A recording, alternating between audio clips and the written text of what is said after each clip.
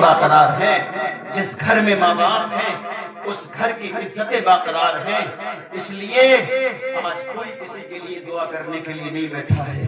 آپ نے دیکھا نہیں ہے بڑھاپے میں ہاتھ کپ کپا رہے ہیں، پھر بھی ماں کسی اور کے لیے نہیں اپنے بیٹے کے لیے دعا کر رہی ہے، اپنے بیٹے کی کامیابی کے لیے دعا کر رہی ہے۔ لیکن بیٹا سپریم کورٹ کے چکر میں پوچھ ہی نہیں رہا ہے، نہیں پوچھ رہا ہے۔ اب تو موبائل لیا اور لینے کے بعد فوراً سسرال شریف فون کیا، بولے یہ کاروبار کرنا چاہتے ہیں اماں کر لیں؟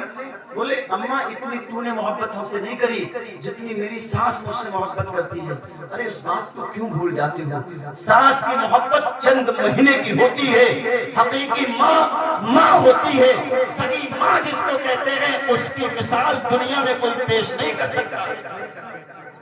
میں نے ایک آرٹیکل پڑھا تھا کہ ایک شخص تھا، اس کی بیوی کا انتقال ہوا، انتقال ہونے کے بعد ایک چھوٹا سا بیٹا رہ گیا، دوسری بیوی اس نے دوسرا نکاح کر لیا، شریعت اجازت دیتی ہے، لیکن اس جگہ ماں ہوتی تو نہیں کرتی، شریعت نے اس کو بھی اجازت دیا، لیکن ماں ہوتی ہے، ایسے تھوڑی نہیں اس کا ذکر قرآن میں آیا ہے۔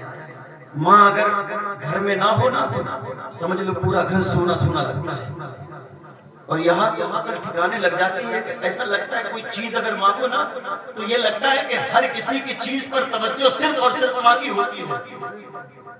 مانگو تو ذرا سی دیر میں ڈھونڈ کر لا کر رکھ دیتی ہے، اس لیے کہ ایسا لگتا ہے جیسے پہلے سے ڈھونڈ کے رکھی ہو، پہلے سے ڈھونڈ کر نہیں رکھی ہے، بلکہ ماں کو محبت ہم سے اتنی ہے کہ ہر چیز، ہر اولاد کی چیزیں اس کی نظروں میں بسی بھی رہتی ہیں۔ اس لیے کہ جب تک ماں باپ گھر کے اندر ہے سمجھ لو ہمیں کسی اور کی ضرورت پڑتی ہی نہیں۔